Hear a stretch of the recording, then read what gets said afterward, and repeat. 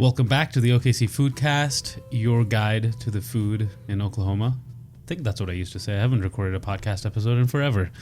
Really? Yeah, we recorded one episode last week with the new co-hosts, which are Christina. Hello. And Josh, who is unfortunately missing in action today, but, you know, life happens. Mm-hmm. So, yeah, we recorded an episode there, but haven't done a podcast episode in a while. Yeah, since September, I think. Yeah. Wow. So I'm joined by a very special guest, Chef Jonathon Stranger. Thank you very much. Welcome. Happy to be at the first podcast in a long time. So I'm sure this is first guest. This is going to go great. First guest 2021. Yay. Yeah. So I'm like kind of, I don't know if it's a good thing if I'm trying to remember what we used to do or just go with the flow and that's what I used to say, but this is what I say now. I don't know. So we'll find out. That's okay. We'll see how it goes. Everything has been go with the flow this year. That's what it is. So.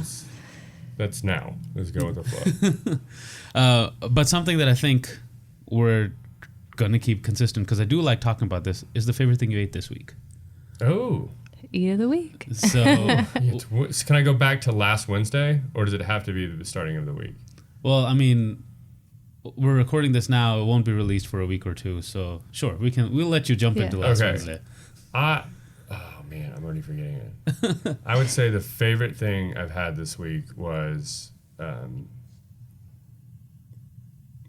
that wasn't that good. Honestly, I would say recently at home cooking for me and my wife dinner, we had halibut and made a fun halibut dish to her because with 2 kids, she doesn't really get to come to the restaurant. So when I get to be at home and cook at night, I try to do my thing for my wife. Yeah. Nice. Threw the kids some, I don't even know what they ate, and made a nice dish for me and my wife. That was probably my favorite. I like simple food, so there wasn't really much to it. I'm pretty sure it was just halibut and vegetables from the farm, and that was it.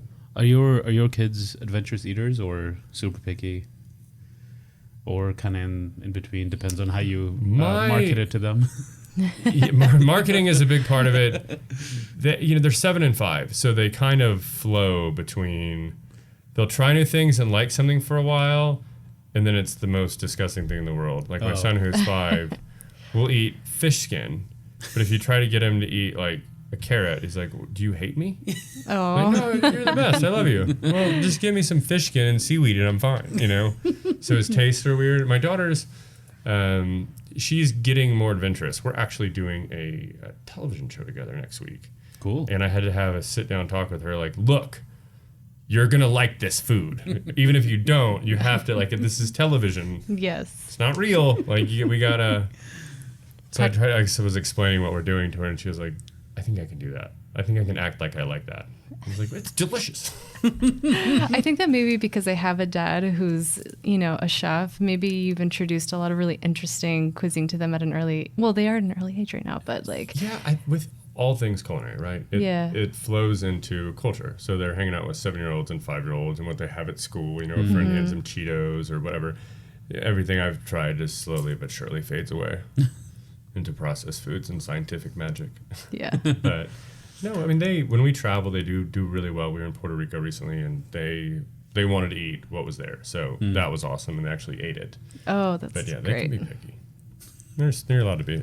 Are you at liberty to disclose what television show? Because I guess I can totally tell you about it. I'm actually excited to talk about it. It's actually it's just a local thing, and it's with the Oklahoma State Department of Health. Okay. So it's Oklahoma State Department of Health. MIO is helping out with some product and connecting with local products, and the basis behind this is showing people how.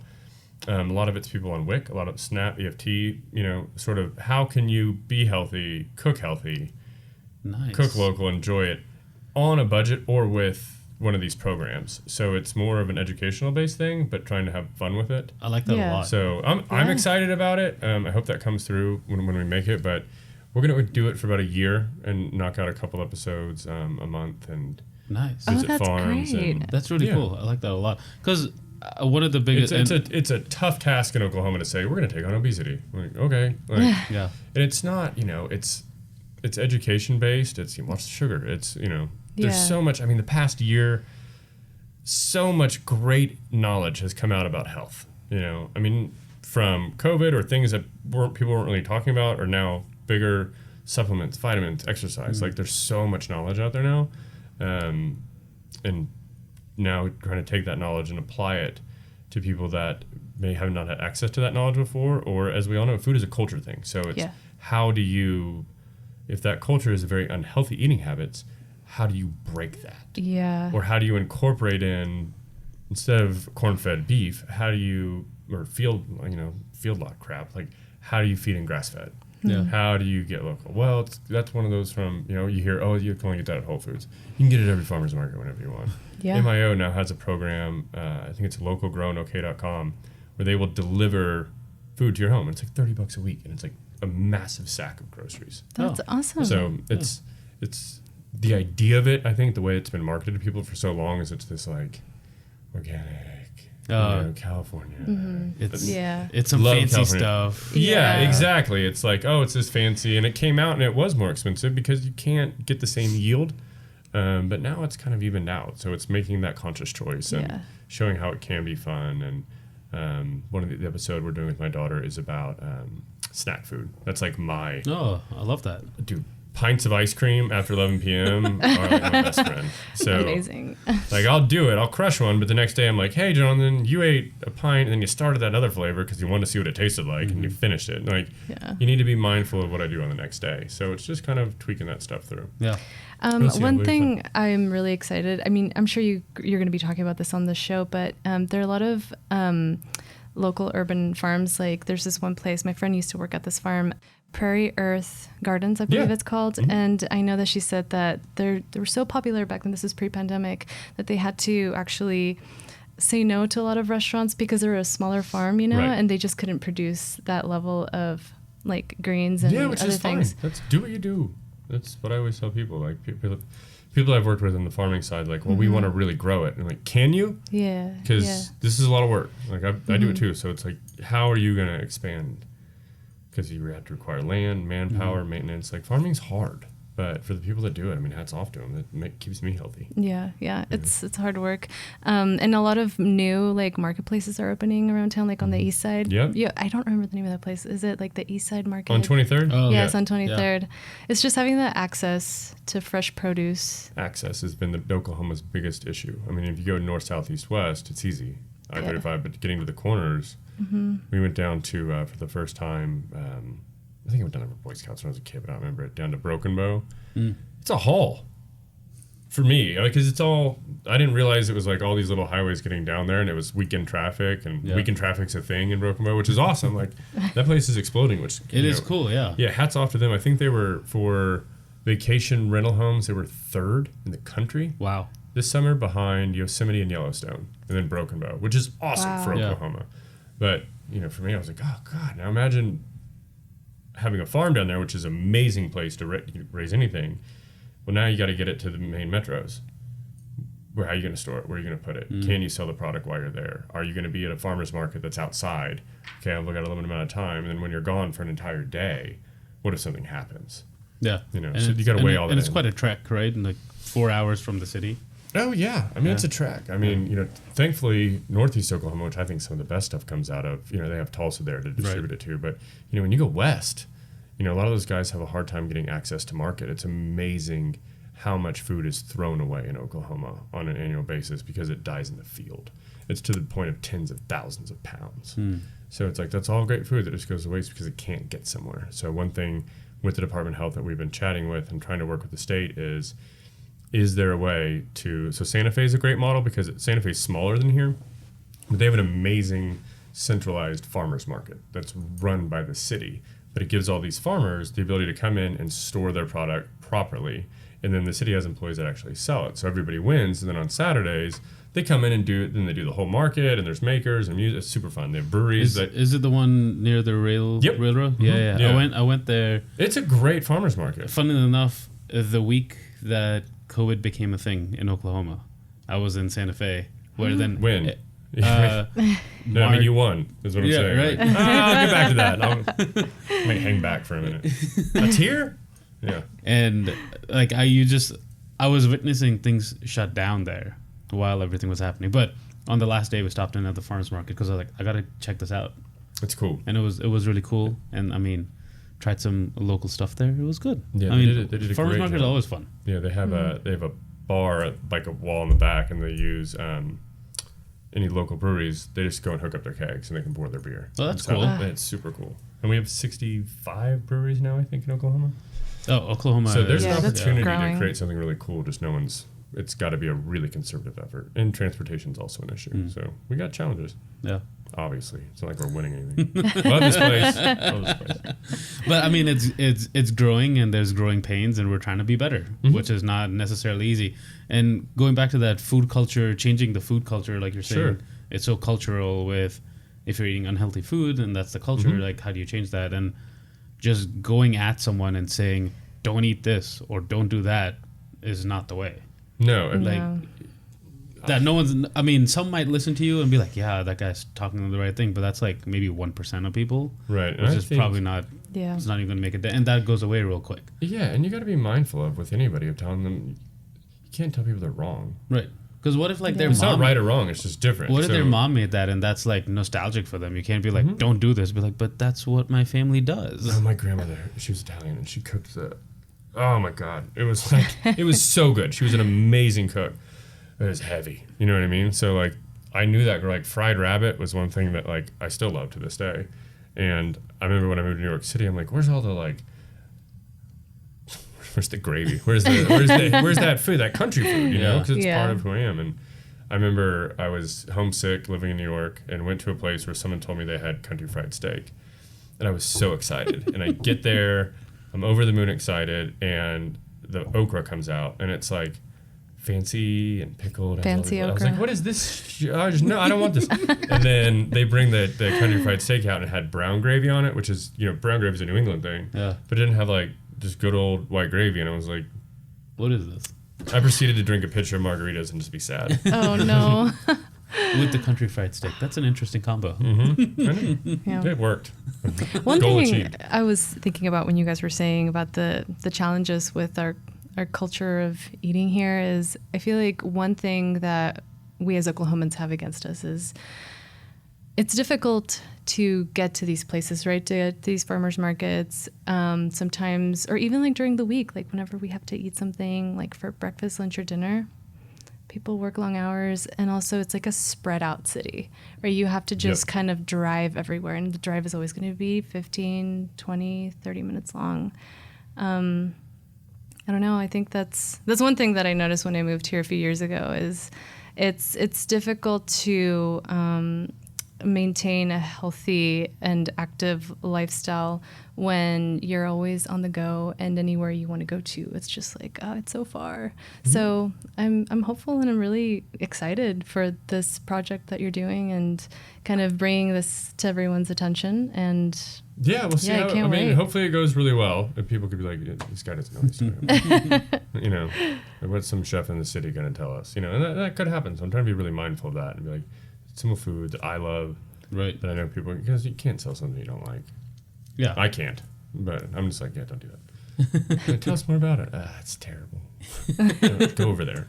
So, but I think it'll be a good experience. But no, you're right. I mean, it's a part of culture. So as we were talking about before we started recording was, you talked about culture, and so when you have a place of quantity when it comes to cuisine over quality at times, and you're used to that, there's wait a second, why am I paying more and only getting this? It's like kind of, my eyes eat for me sort of situation. So with this new place we talked about in Old Britain is how can we find really good cuisine that naturally fits that price point? It's like a lot of things at Osteria that's like we do a lot of gluten-free and vegan stuff because a lot of gluten-free and vegan stuff is in, parts of Italian cuisine. So it's like, let's take what's already been done really well.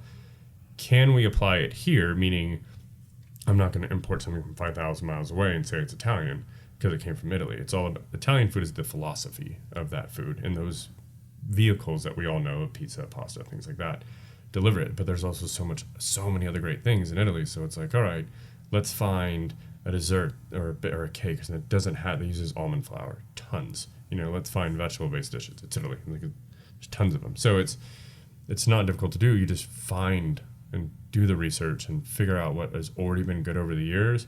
And that's what I like to do. I'm not saying it's right, as opposed to saying, okay, this is something that's not these things, and we're going to try to form it through science and human manipulation into something that doesn't have meat in it or gluten, which is fine. I mean, if that's what you like, enjoy it. But I think there's so much out there already that on the natural state that we just bring that into the restaurant, and that's how we present it, as opposed to saying, okay, it's like Impossible meat for the Impossible patty. Don't know what that is. Like, I've read the package, I watched the videos, and I'm still not sure what it is. It's good. I mean, the flavor and the mouthfeel is correct. Yeah, but it's just different. Where it's like, look, a really good. You mentioned you were from Bolivia, so like a really good look into what bad practices can do to a population is Argentina. It used to be a beautiful grasslands, and that was how the cattle was always raised. It was just grazed on the land, and they would eat it. Well, Argentina consumes more beef than we do here in the United States per capita. So prices spiked during the recession in the 80s. Beef got really expensive. So they called the big boys from America to come down and show them how to make beef cheaper. And here comes the feedlots and all that stuff. But Argentina, prior to that, was very healthy. And they live an outdoor lifestyle. They're eating grass-fed meat and real and natural animals. Well, here comes all this other stuff that we've been pushed on America forever. It hits the Argentina population. Now they have heart disease. Now they have diabetes. Now they have all this stuff because what they're eating isn't what they used to eat. Good old American capitalism. It's something. Pros and cons. Everything Pros and cons, yeah. If humans create this, man, it's going to be pretty good. And pretty bad. That's how we do. Pros and cons. I was intrigued by what you said. It was like Italian cooking is more about philosophy than what you're actually cooking. So what is that philosophy a little bit? Here's like a super easy example. Would someone in Italy bring cheese in 5,000 miles away, or are they just going to make the mozzarella at the restaurant? They're just going to make it. That's a good example. Yeah. Right. That's it. It's that simple. So like here in the U.S., a lot of Italian restaurants will buy those products from Italy and go, we're an Italian restaurant. They would never, I'm sure there's restaurants that do it, but they would never, your mom and pops, your small town restaurants, they're just going to take what's from around the area and cook with it. Right. That's like their creation. Yeah, right? Exactly. That's why there's so many different shapes of pasta, because every town has its own little, well, they fold it this way, I'm going to fold it this way. Yeah. They have their own little way of doing things. So that's why like Genovese pesto is so much different than other pestos, like because the basil that grows in Genovese. So you have all these little nuances between towns of cuisine. You can't take what you have over there and then just ship it through the time, temperature changes, all that, and expect it to be the same thing here. It's like, would an Italian woman in her restaurant, or man, go to, a grocery store and buy tomato sauce from America and serve it? No, she's going to go to the local farm and get tomatoes and make tomato sauce. They probably have the same reaction. Yeah, so we go to our farm, we get tomatoes, we make tomato sauce. Right. That's more of the way, what I mean by the Italian philosophy of cooking. The way that I understand it. I'm not saying it's correct. I can totally see like those two though combating perspectives of like, oh yeah, I want the authentic thing, like I want this imported from here, from there, instead of thinking, and then maybe like that causing a bit of a bias and whenever they're consuming the meal, and but these ingredients were sourced locally, right, and the meal itself is still amazing. I can. Interesting perspective. Yeah, because past few days I've been thinking about like the culture of food and how it, and you mentioned culture and food culture a lot and philosophy of food, and so that was just really interesting that you said the Italian philosophy of cooking. It's like you're making it with your hands and your care, and this is what you make, as opposed to buying something and being like, here you go, here's some pasta that we got from Italy, right, and here it is. Yeah, and like using dry pasta, that's cool. Like at Osteria we make all of our own pasta, and same thing at Barcichetti. But there's Della Terra Pasta, which is an Oklahoma company run by a great chef. He's importing flour, but he's making it here. He's working with our humidity, so it's gonna translate. And I love that he's doing that. We choose to make it ourselves just because there's a little more control. A bit of a control freak probably on that stuff, but you can get that option. So why would I go buy pasta from way over there when the Italian way would just be support the dude down the street banging it, who started banging it out of his garage? I like that guy. Yeah. That really cares enough to be like, all right, I'm gonna have a day job and all I'm gonna do is make pasta until this thing goes off the ground. And that's what he did. So it's cool supporting someone like that as opposed to a corporate face in the food world. Once again, that's my opinion. I'm not saying it's correct, but we mentioned earlier, food culture is trying to give someone an experience at the table. You know, that feeling of community, of welcome, and you can do that with food. And you don't want to push people off because of what you're telling them they have to experience in your place. Like, it's your table when you're in our restaurant, and so it's your experience to decide what you want to do. And sure, we have suggestions and things we like, but until you're regular, we know you. I don't know what to tell you. Right. You know, there's a old bit about a guy. There's a comedian who does a bit, which I'm totally going to butcher, about a guy asking him where to eat. And he's like, man, I don't know. He's like, do you like Chinese food? He's like, no, I don't like the Chinese culture at all. He's like, what? He's like, yeah, I kill Chinese people. He's like, are you a serial killer? He's like, yeah. He's like, this is awkward. Because you don't know. I mean, you don't know people until you know them. It's always hard to suggest stuff to people. People ask me, like, what do you really like? My favorite thing to eat in Oklahoma is ethnic food, because anything, I can make it at home. Like, I don't have a Ethiopian pantry, so I'll go to an Ethiopian restaurant and eat it there. And they're going to be way better than I can. We have a really What's your rich. favorite one? For a Queen Sheba, for sure. My favorite Indian place, and I'm going to ruin their name, is it's on Northwest Expressway, on Rockwell, just north. Oh man, Is it Mana? Mana, yeah. Mana. I love that place. It is awful. Like, everything. Like, this is a bad plug if they're listening to it. The food is amazing. I mean, it's Punjabi cuisine. It's what they focus on. Okay. But it's so good. The space is not. It's not pretty. I don't know what's on the television. They're there for the food. The food. Right? If you want to eat really good food and have a great time, it's going to take a while, just go there. They don't prep anything. So when you order is when they start to prep it. And it takes a while to make. But I love that. It's like going to someone's house. Like, what are you making something to eat? What do you want? And then you go in and you start cooking it. Yeah. That's kind of how they go about doing it. That area is hilarious. Isn't there like a little like a Christie's toy box in that area also? Yeah, there's a vape shop. It's like very interesting businesses. When I explain it to friends, I'm like, all right, you're gonna take a right on Rockwell, go past the water. You're gonna see the Whataburger. Yeah. Behind the Whataburger, there's a strip mall. No, it's not nice. There's a vape shop, Mana, and then Christie's toy box. You got all you need right there. You can have a great night. You can have a great night. Bring some friends. But the food is really, really, really good. Oklahoma has a really rich ethnic presence. Mm-hmm. Yes, they do. I mean, Vietnamese food, awesome. Thai food is amazing. Yeah, Vietnamese, Thai, Latin, lots of different Latin cultures, especially on the South Side, and you get to taste their stuff. And I think the difference is that you mentioned in the beginning is you have to be willing to drive a little bit outside of your bubble. Yeah, I think the statistics say that the average person in Oklahoma City will drive, on average, 5 miles to go to a restaurant. Here, that takes 5 minutes. Like, it's not, depending on how you're, getting there. Right. It doesn't take long to go. So I love when I've got friends that live downtown. They're like, I'm gonna drive all the way to the South Side. Like, it's a mile and a half. It's 1 mile. It's right there. Like, you're on 10th. It's 10 streets that way. I might have said that while living in Midtown. Sure, yeah, sure. People say all the time. It's a thing. You're like, oh man, I have to go, because in your mind the South Side is a lot further away. Sure. Yeah. Because it's called the South Side as opposed to it's like 2 more exits past downtown. Right, exactly. It's nothing. I'm very intentional because I also live like right across from like a cow farm in Edmond. Yeah. And every time me and my fiance are like, all right, what are we gonna eat? Let's do some research. And it's very intentional. We're very excited. It's like a whole trip. We make a whole trip of it. That's awesome. Because it's a far drive. Yeah, that makes it fun. It makes it super fun. Yeah. Yeah. So going back to the experience around the table that you were talking about, I think your most prominent food memories are from something like that. Like we were talking before we started recording, was when Nani was a thing. Right. We would go there with friends and gather around the table with strangers that we may or may not have ever met in our lives, but there were 16 people sitting around the table experiencing the same food and just chatting about, obviously the food at first, but then just life and who you are, where you're from, what brought you. It's just like you bonded with those people in a way that you couldn't in any other situation. Right. And that's such an incredible power that food has. It's amazing. It is.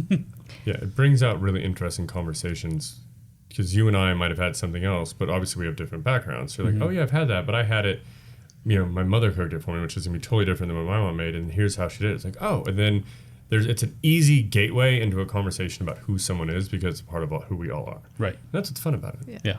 feel like in a way when we're eating, it's like we're eating. It's a very intimate thing. We become a little vulnerable. Mm-hmm. And so when we're sharing a table with our friends, we're eating, it's like, you can attack us. But I feel like we're more open to ideas, and we're more open to listening to things that we may not agree with. And a lot of ideas are shared. And a simple example of that is, man, wouldn't that be good with like a little chili sauce? It's a different idea that people would be like, yeah, I think that would be. You know, let's try we might it. not think about that, but a very, very baseline example of, because that's what made me think of it. I was like, oh yeah, because you're like, usually when you're eating it, you're probably being like, well, what else would this be good with? Or what else could we try? Or something. So those are the experiences that I'm itching to get back to now that everything's open again. I know. We are, you brought up the big, now we're back open. I think we're really fortunate in Oklahoma to be, for the hospitality industry, to be where we're at. I mean, sure, there was tough parts. I mean, we temporarily closed Bar Cicchetti for a couple months because being downtown and no one working downtown, Austria had to do straight to go. Which you were making like pizza kits and stuff, which I thought was really really cool. we were throwing everything at the whiteboard, see what was going to stick. We just started, we started growing our own garden. As I mentioned before, it's more of a sane thing for myself, but also at the same time just getting back to that. And the price of so many goods went so high, as we mentioned. Food is a natural resources. The prices are higher. The public doesn't want to pay higher prices. Just so weird considering gas we just deal with. Everything else we deal with, but for some reason, at the plate, people don't want to. Why is my food more expensive? Because food's more expensive now. Like, it's crazy. Like all the price hikes people are talking about, it's happening in food too. Yeah. And it's rough. Chicken, beef. Yeah, everything. I mean, every basil at one point was $40 a pound. I was like, when did it become wheat? Like, oh my gosh. What is this? Like, basil should be like $100. So, you can go on the corner and get a medical license for chicken. Yeah. Someone go buy a 1/4 ounce and go and just sell that and get money so we can afford basil. So it's been a bit of a challenge, but we were very fortunate, up at, being a part of the distillery in Guthrie at Prairie Wolf, which we can go as deep down that hole as you want to go. But we started I was gonna say something that wouldn't have sounded good on the podcast. Oh, that's fair. Would it have? Maybe you should say it now. Was it a moment thing? It was. Well, we can say it. Risk it. I want to go deep into all the holes. Oh yeah, no, we'll go to deep in all holes you want to go. So you're not gonna offend me at all. So it's not you; it's the people that are no, they're cool. They clicked on you, so remember that. We'll hear about this later, I guess. Yeah. But it's we started making sanitizer at Prairie Wolf, and we did really really well. I had that moment, being someone that owns restaurants and works in them. Like, how am I going to support what is this? I've never been through a pandemic. I'm like going through history. I'm like, well, that was bad. So you don't know, how am I going to support myself and my family? And then sanitizer kind of took off. And not only were we able to, selfishly do well, but we were able to keep everybody employed, which was super cool. So even though we had to close down some of the restaurants, if they were willing, didn't want to go on employment, they could come work. That's awesome. So that's why we were able to keep so much of our staff, which I'm like so thankful for. And we've taken the funds that we made from doing all that, which when I say it was big, Department of Defense was one of our clients, FEMA was one of the clients, U.S. Census Bureau during an election was. Wow. So Wow. we're really fortunate. So we've doubled down on ourselves. We've expanded from a little 3,200 square foot room. Well, it's not a room, it's big. We're sitting about 27,000 square feet now. We are launching like 10 times down. Yeah, we double down. So our bar opens tomorrow, called Mac and Ike's, which is up in Guthrie. That's next to the distillery. Oh, cool. Kind of like a spin on a tap room almost. Yeah, it's definitely heavily focused on what the distillery next door makes because there's a distillery next door. Mm-hmm. But it's also a bar, and then we have Frito chili pie. I love Frito chili pie. Yeah, and snack mix. But it's just a bar, it's small, intimate. Turned out really well, I think. But yeah, the new name is actually Wanderfolk Distillery, which is the worst kept secret I think we've ever had with any business we've done. You're doing a preview night with New State. Yeah, soon, New State. right? Yep, Yeah. New State Burgers. Those guys are awesome. They're another great, a group of owners didn't know what they were going to do. First time, and COVID happened. They're like, well, we can make burgers, and they just went after it, and they've come out of it gloriously, in my opinion, and with a great attitude, which I think is what carried them through the whole thing. Is they made it fun. Like you can look at these things in life as, is this a failure or a problem, or is it a challenge or a lesson? And when you look at something like a challenge, there's a little bit of fun. Like, the past year was hard, but it was also kind of fun. I mean, real hard. I lost my dog, not COVID. Lost my grandma, COVID. So we had to deal with those personal things, a lot of things we're dealing with. But at the same time, life's throwing you all these curveballs, and you can do your best to anticipate in a global pandemic, which is very difficult. But you're reacting. How do we pivot became a big word in 2020. Pivot. Yeah, it's not like I remembered it from like basketball practice as a kid. Now it's like I remember it from Friends. Yeah, Friends. Yes, I did watch the Friends documentary recently, but it's so good. But we had to figure out how to change, and it's fun. I'm someone that's lived in different states, different countries, so change has kind of been a part of what I've gone through. So I like that atmosphere. I like the adrenaline that can come with it a little bit. For sure. I'm up at 4 a.m. trying to negotiate plastic bottle prices with someone in Asia. And I'm like, I don't even know why I'm here. Like, I need these bottles. What kind? Like, the whole stuff? Like, I don't know what I'm doing. Gosh. So, but, we were able something that looks cool. Yeah, something that looks like this thing on the internet. But, the team really rallied around, did great through it. And now we get to do all these cool things. And so Wanderfolk is the new name, Wanderfolk Distillery. Not Prairie Wolf anymore. No, we'll still have Prairie Wolf vodka, and we'll still be making some of the products for a while. But Jeffrey Cole has stepped in as our distiller. He opened O-Bar and has done tons of bar. I think he's opened 17 some odd bars around Oklahoma and other parts of the country, and he naturally fell into that role.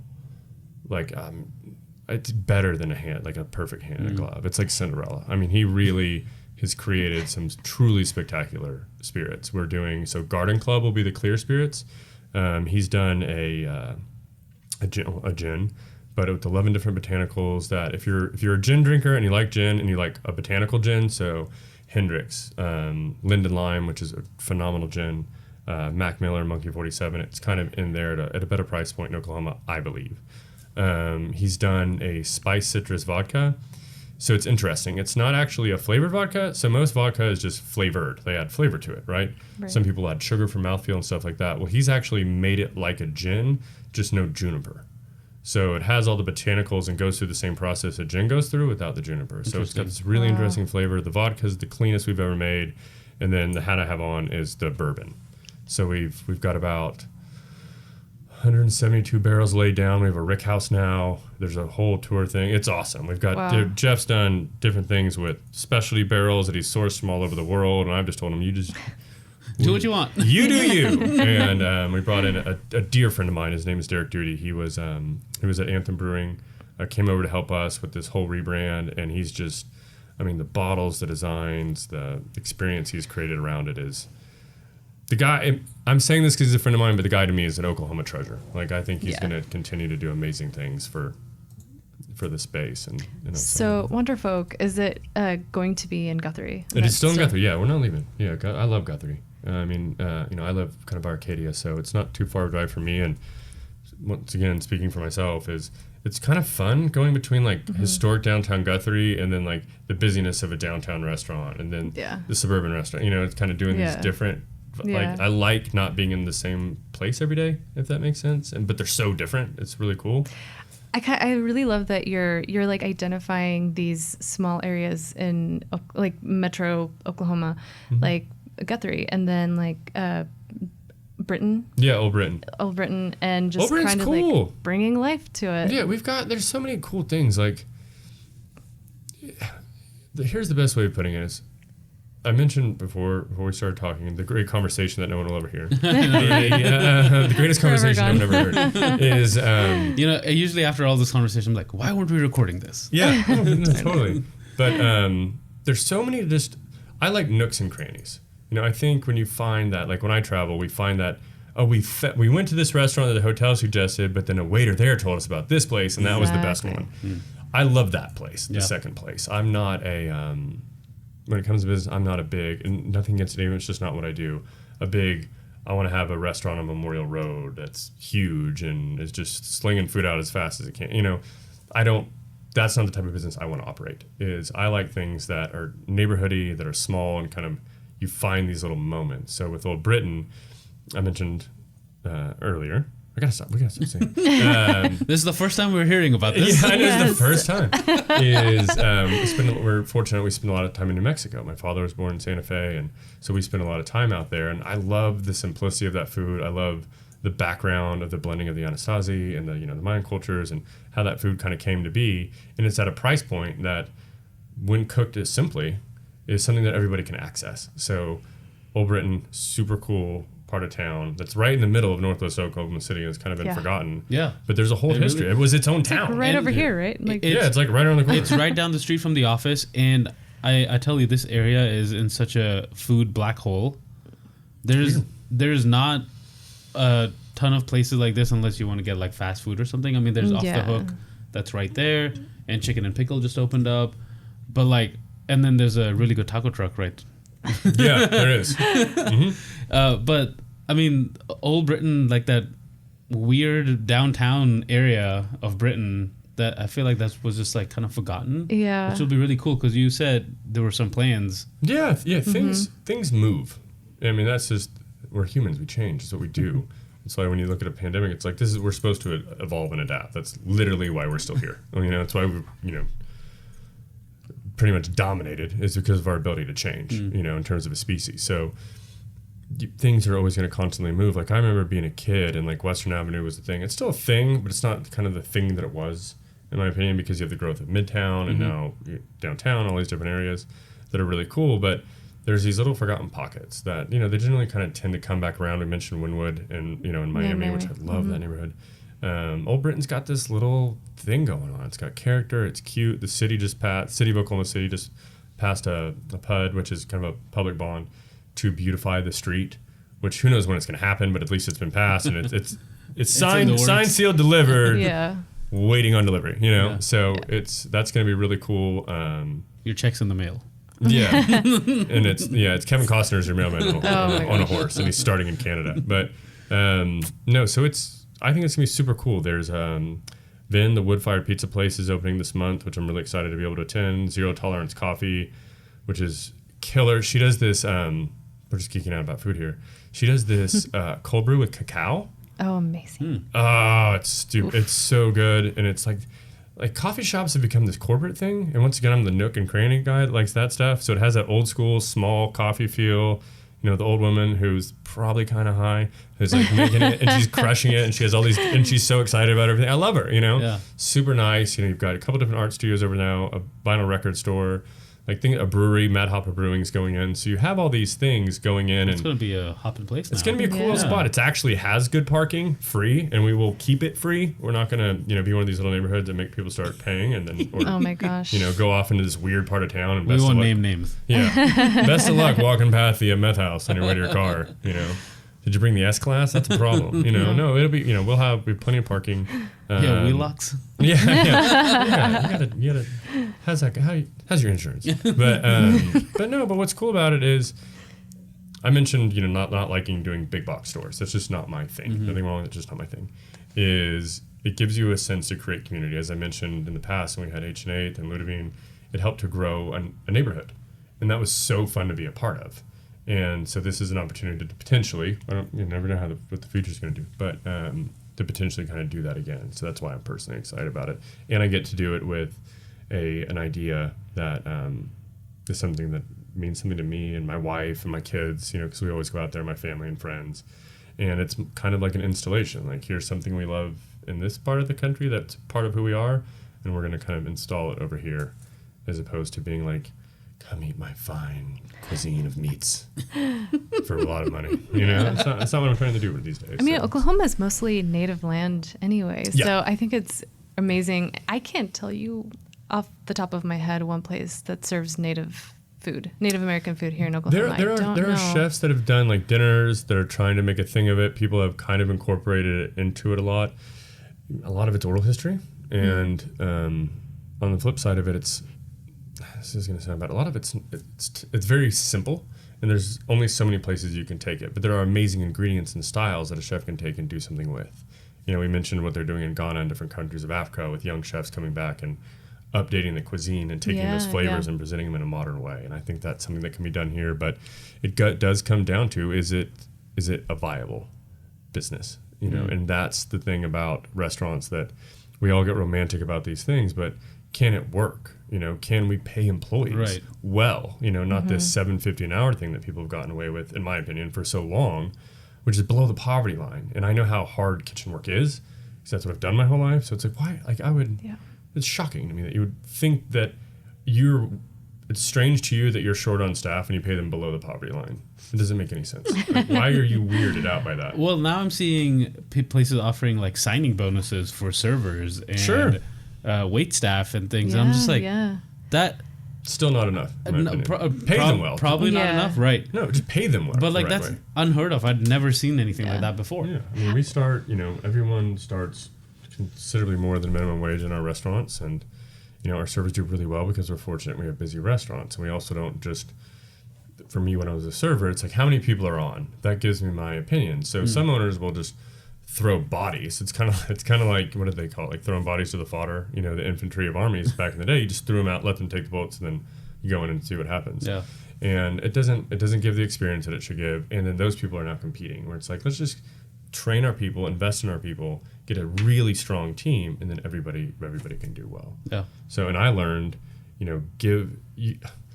which sounds so obvious because it always says, but the more that I let go of, the more control I let go of, the more I give and not try to keep for myself, the better my life gets on a constant basis. So that's one of the things I took from this past year is, do I want to fire someone who I really respect and enjoy working with because I need the job in the kitchen for my family?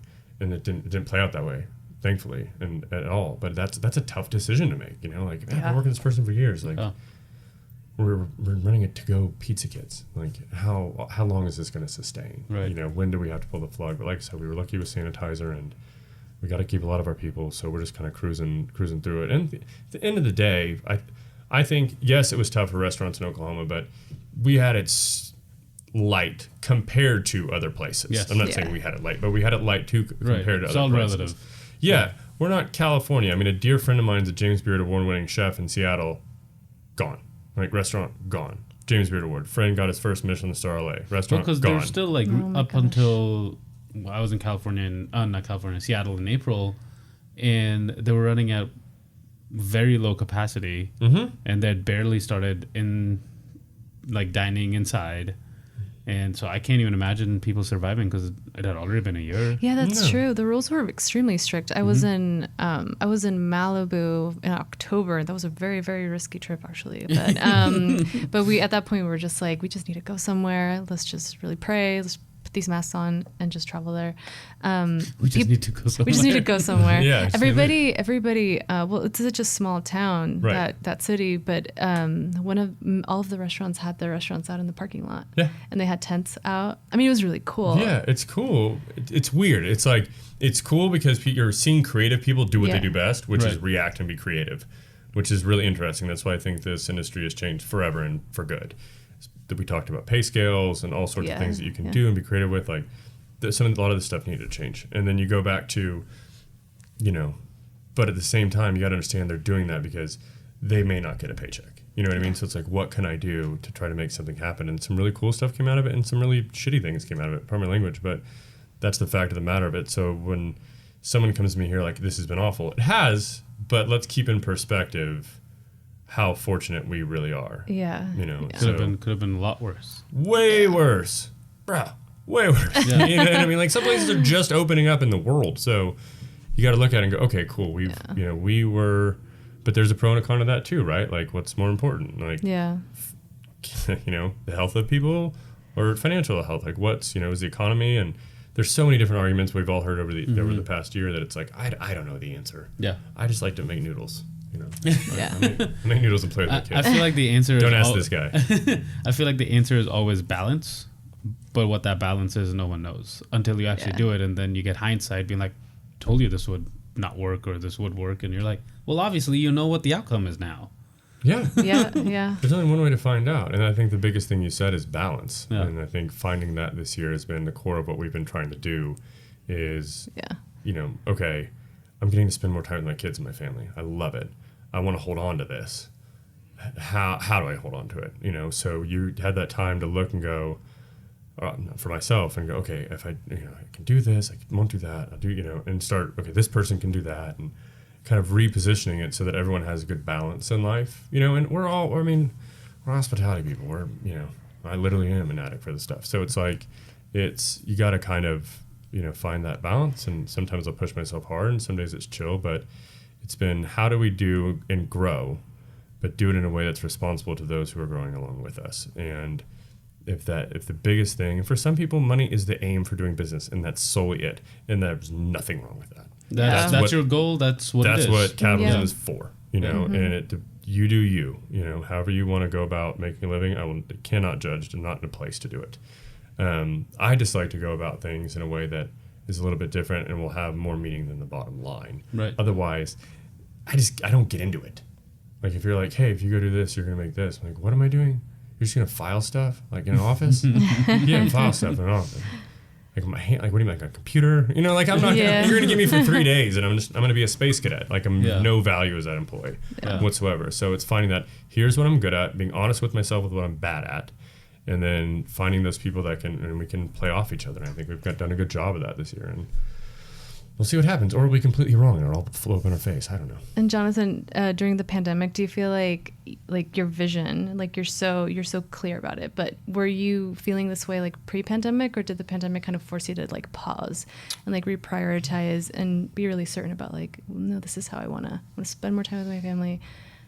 The pandemic was a pause. I mean, to be honest with you, a lot of what we were doing pre-pandemic was rapid, difficult growth, and just kind of, we talked about getting in the flow earlier, but, being in the way I see it is like this kind of the flow of life, being in the river, and we kept chasing shiny things on the rock, and the river would beat you up as you try to get there. You get on the shore, you pick up the shiny thing, and it's like a candy wrapper, right? So it's like, I was chasing a lot of those things. And when the pandemic hit, we were going to open an Osteria Tulsa. We're not able to do so, unfortunately. My business partner, and some of what we do is Fabio Viviani from Top Chef and television and stuff like that, and great dude. He's in Chicago, and they got it hard. He's like, I don't know how we're gonna grow, know. And so we had to let that go, unfortunately, because I really, really, really liked what we were gonna do with that. But then you put it in perspective. You do the check, and we're like, all right, I want to keep doing this stuff, but we're gonna do it differently. We're gonna do things that matter, and for a reason that matters. And what we do, food and spirits, there are things that bring people together, and we want to do quality, and we want to do it at a point that everyone can enjoy it. Nice. So that's really the thing, and you get more joy out of that. Yeah, I don't have as much money in the bank, but shit. No matter how much money you have, you're not going to deal with a pandemic. Unless you're Dolly Parton. She crushed it. She crushed it. She saved us. So. And I think. And dropped a really cool documentary. Actually, I haven't watched that one. It's good. And even a puppy dolly after watching it. And obviously, like you said, everyone has different goals. So if becoming a billionaire is yours, more power to you. Good luck. Remember me when you do it. Yeah. But, I think with like you're saying money and making enough or not making as much, I think there's a baseline that you need to make. Yeah. To be able to survive and not think about having to make money. Right. And that's, and then once you have that, you like kind of be like, okay, now be more creative. I have that freedom and that flexibility, or that now you can maybe even think about what your goal is, right, as opposed to just surviving. Yeah, and that basis is different for everybody. Yeah. Some people, especially like when you go to like smaller countries, it's like, oh, they get by on $30,000 a year, right, and they're happy. I would rather have that than have people I know that are ridiculously wealthy and just miserable. I'm like, oh. He never sees his kids. Yeah. He's always upset about something. He's always getting sued for something because people are going after him. Like, why do you want to do this? There's lawyers. That's what you get when you're a billionaire. You're like, what do you want to do? Like that. Now, if you get there naturally, then fine. Like, once again, no judgment. But it's one of the things in the restaurant world, we all want to talk about the romance of the food. And that's my favorite part of it, too, considering myself a creative person. But at the end of the day, there's the business side of it, which is difficult. You're working with thin margins. You're working with constantly changing cost. You have a dining public that doesn't want your cost to change. They only want to go down sometimes, So you're like, how do you make all this work and be successful at it? I'm probably part of that, because there's times when I was like, why is this more expensive? I mean, I'm not mad about it, but like, it is what it is. Now, I will say, I do dislike when places start like nickel and diming you. like if you're gonna raise the price of something, totally fine, because obviously you have costs and you gotta cover whatever you gotta cover, right? But if you were gonna give me, like if I got burgers and fries and I was like, hey, can I get your sauce? And that used to be, be like whatever it is, but now you can be like, well, that sauce is $1 extra or 50 cents. I'm like, that's part of the food that's yours.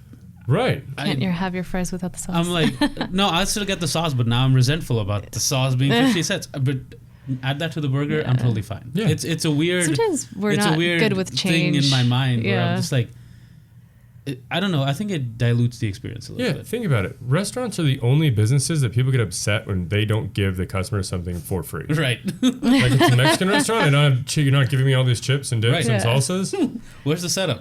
No, why don't I get free stuff? Like, you know what I mean? Like, I don't walk into the grocery store and be like, do I have to pay for all this? Because I think some of it should be free. Right. The others, I've had it free before, so I'll pay for this, but not that. That doesn't exist anywhere, Yeah. So it's strange to me that people are like, I'll never go back there. They don't have free stuff. But the funny thing is, they pay for it. I mean, if you're producing a product, you're paying for the natural materials. So let's go with queso, right? Yeah. And that stuff. So you're going with cheese product, you're going with cream, however you make your queso, a salsa. So most likely you're using fresh vegetables. Hopefully, maybe you're making your chips from scratch. Who knows? But like all that requires labor and a cost. Yeah. And for someone to come in and go, okay, I just put X amount in to make this stuff for you tonight, and then go, well, I want it, but I don't want to pay for it.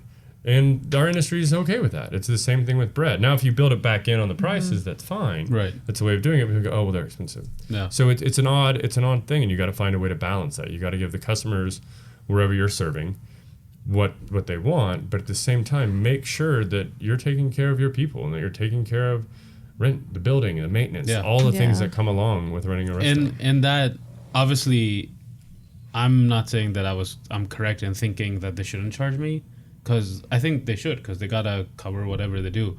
But it's if I'm eating at the restaurant, it's totally fine. I get the sauce, we're good. But if I'm like, could I get a burger and fries to go? Oh, and could I get the special sauce on the side?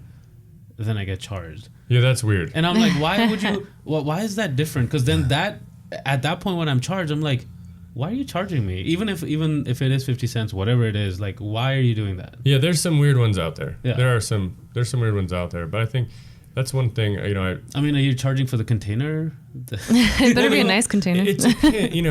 So those little sauce containers, all in are probably 6 cents. You know what I mean? So going with restaurant margins, maybe you're charging someone 24 cents, for the container to make your money and make a profit. Right. In today's world, and then whatever you put in it, which either made it or you bought it. If you bought it, I don't know what it is. I love dipping sauces, so I love sauces too. So. Yeah, but it's what makes it. This goes back to kind of what we were starting with like the health stuff. Is I recently had a conversation. People were talking about me opening a restaurant in Edmond, and how they wanted, like, I should do fine dining and this and that, and it's like.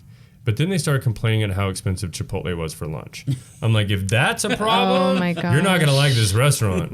Fine dining is expensive, and it's expensive to do, and it's expensive build-outs. It's expensive. Yeah. And if they're like, well, I'd come once a month for date night. We'd love to go there. Once a month? I need at least a 75 to 80% full dining room every night. Like, what do you mean once a month? So why? You just did not sell me at all on doing that. Have you been thinking about opening a place in... Yeah, Edmond? so we still have a deal on a location yet to be disclosed. That is, well, it's this is one of the things he won't share on the podcast. Yeah. Well, it's like there's a whole thing going on with this piece of land, but it's as long as it looks like everything's going to work. COVID was it kind of screwed some of the part of it up, but.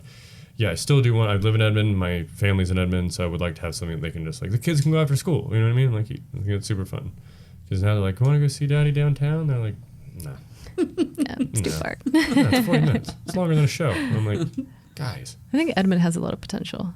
There's a few little places that are really good. Yeah, look at what's happened with downtown Edmond over the past couple of years. I mean, what they're doing with the rail yard area, that whole section downtown. It's one of those super cool little downtowns that was like it's so weird. Like all these small downtowns that are really cool end up being antique stores. It's the same thing up in Guthrie. There's so many antique stores. Yeah, Guthrie is known for their antique stores, aren't they? So many antique stores downtown Edmond. Prior to all this, the kind of the growth they're seeing, it's only antique stores. I don't really know what that's about, but They're cute buildings that have that character. They have that soul. They have that age on them, as opposed to, I don't like new buildings unless they're like super, super cool. A lot of new buildings here, but there are like those really generic type, like not a lot of architecture, right? But then you go find these little nooks and crannies, like these old downtowns, that's and where then the cool stuff is. Yeah, that's like what I liked about Old Britain. I'm like, all right, this is cool. I can vibe with this area. But it's such an interesting phenomenon to witness. Like, it seems like these places were full of life. There was a lot of hustle and bustle at some point. When, I don't know, because I didn't live here that long. But it's people like you that have that vision and imagination, and you're like, let's bring back this life into these these corners. And I'm fortunate. It's a lot of it's the people that I get to work with, because I'll throw out an idea and they just look at me and I'm like, okay, I'll just put my head back down in the sand and we'll just continue on with this meeting. That did not stick. But, that is not a good idea. And then and some we go together on, because there's got to be that, that business balance with what we want to do and what we want to accomplish and what we want to try to grow. And so that's how we're doing it. But there is soul in Oklahoma. There is age here. Is it as historic as Europe? I mean, when you go back and into all the different tribes that were here, that history is there. Is it as fantastical as Europe and Asia, or is refined? No, it's different. But now, I mean, America's it's a conglomeration of people. In my opinion, it's still one of the best countries in the world because it's so different. I remember hearing someone talking about like Olympic teams, like, what this country, I think it was Dave Chappelle, like, what this country is going to look like, what this country is going to look like on the field. You have no idea what the U.S. is going to look like. That is so true. And it's so cool, It is amazing, for all the weird political climate and which is surreal and all the differences that exist, like, that's why this country was created. That's really funny. So everyone's fighting these differences, like, this was the whole point. So celebrate them, have that open-minded conversation about them, and learn. I saw a thing on social media that they're doing a library with people instead of books. So they'll have like interesting. They'll have like a guy will be sitting in a chair. Is this real or is this? It's real. Okay. It's real. So a guy will be sitting in a chair and it says fireman, school teacher, chef, doctor, and you just go in and talk to that person about whatever is above their head. That's really cool. It's so cool. I think. I really like that. That would be so interesting. If everyone, you can have those conversations, you can open things up more, and that's what I love about hospitality is we got everybody. It's one of the things is everywhere I've been around the world, I was not the only, me in the kitchen. There was people from all over. When I was cooking in Europe, there was people from all different countries as well. Like, and we all bond around food like people tend to do, like we've said. And that's what I love about our industry is that it's always had an open mind. It's always been democratic. It's always been, hey, if you're willing to help out the team, we're cool with you. I don't care about anything else. As long as you're a good person and work hard with us, you're in. Yeah. And I love that part of our world. And there's a lot of challenges. Mental illness is a big part of our problem. Alcoholism, addiction was one of my problems. It is one of my problems. So there's these issues that we deal with, but you get to meet so many cool people and people from different stories. You find, this might sound strange, but restaurants tend to be a place for forgotten people in a little way. But I love those people. We do have people that have served time that just need a job to try to get back on their feet, and you get to be maybe just a 6-month or 1 year stepping stone in their process. But that's cool when they do well, when they have a great day and move on. Like, it's fun interacting with all those people. Like, the homogeny that is in some other places sounds boring. And I think a restaurant is such a great place, or in a kitchen, to rediscover your purpose, because you're interacting with people that are extremely passionate about cooking, but then you're also, facing the public and you're facing restaurant goers, and you have to kind of learn to, if you're somebody who just came out of prison, reintegrate into society, or somebody who's had several, just bad luck with the law, I guess. Bad luck with the law. But just like learning about work ethic, because I think that's, you need that. There's in that industry. For better or worse, there is a pirate kind of mentality in the back of the house at times and in the front of the house. And there's a pro and a con to it. There's the glorification of the after party of service, the alcohol, the partying, the drugs, which I bought way into when I lived in New York City. Almost ruined my entire life, and it's ruined a lot of people's careers. But unfortunately, in different cities, like bigger cities, I don't see it as much. In Oklahoma, it's still pretty prevalent that we're going to crush service and then go get fucked up. It's like, why not just like review your day and just have like a beer and relax, No, we're cooks. Like, yeah, this doesn't really play out well It didn't play out well for me. Best of luck. You're doing the same thing I did. I hope maybe it'll work out. I feel that's obviously I have no experience in that life or that lifestyle. It's great. It is. It's something that I have thought about. Yeah. But it's making your long stressful day that much longer. It's just harder in your lifestyle. Oh yeah, right? and you got to recover. Yeah, I'm old, man. I'm getting older. It's tough. It's that's something that I struggled with, and now I'm bigger part of a recovery community here in Oklahoma, and made a lot of mistakes. But some people don't like when I've said this, but it's I don't regret any of it because where I am today, I'm over the moon with gratitude for where I am. So. And that's because of where you've been. Yeah, all the I called them lessons and challenges earlier, and a lot of them were failures and of my own making. And you got to kind of come through that.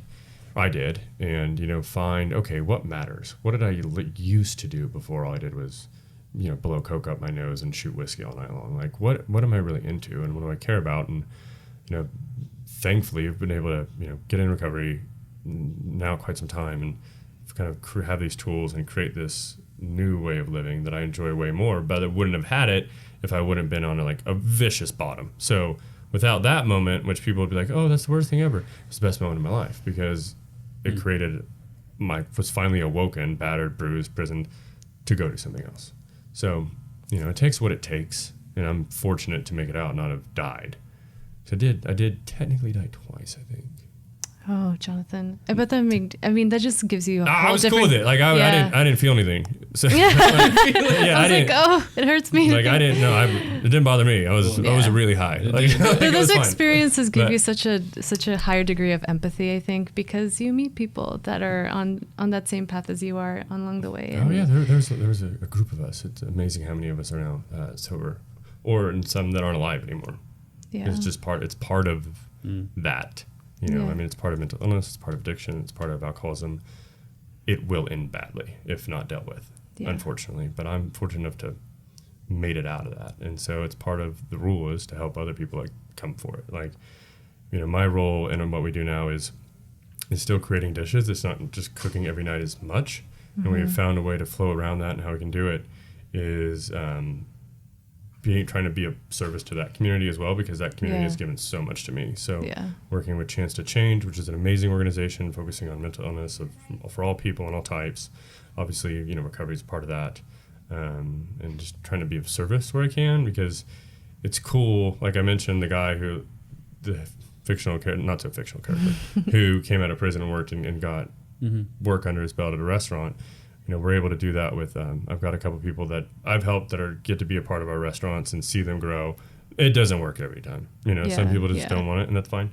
But it's cool to kind of play in these different realms a little bit where things that I care about.